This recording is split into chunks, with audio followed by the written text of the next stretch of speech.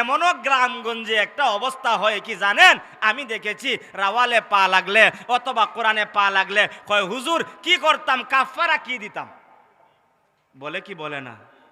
আগের খেলা কিছু নোয়াখালী হুজুর হল আসলে আমরা শুনছি যে হয়তো কি তা যতখান উপর থেকে কোরআন শরীফ পড়ছে অথবা রাওয়াল পড়ছে এই পরিমাণ চাউল দেওয়ান লাগবো অথবা এই পরিমাণ টেকা দেওয়া লাগবো, বয় দেখাইয়া এরকম ভাবে হইছে।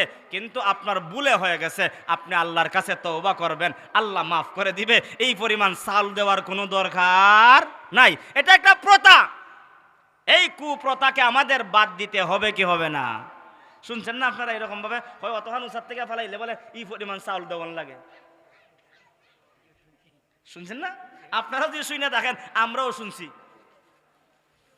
আগে তো হুজুরদের সংখ্যা কম ছিল, এ হুজুরে 3-4 গ্রাম চালাইতো, আর এই হুজুরে মানুষের তুকে এবার করতো, একটা অন্যায় ওই গিলিগা।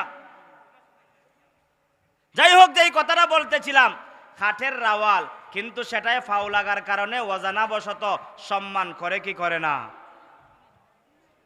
করেনি না করে না।